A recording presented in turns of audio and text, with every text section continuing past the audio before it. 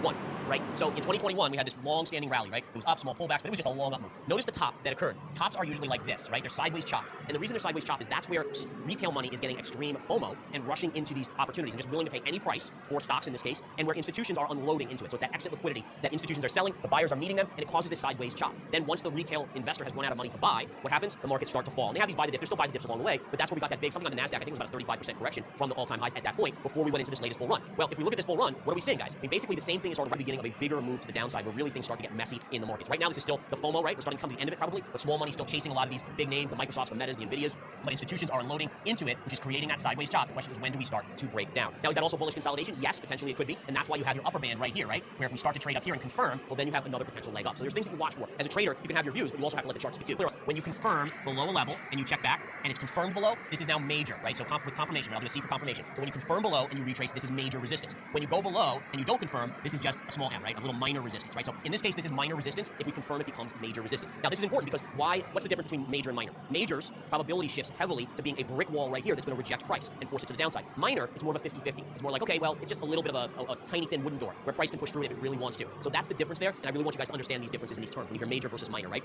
Okay, so that's where we are on Bitcoin here.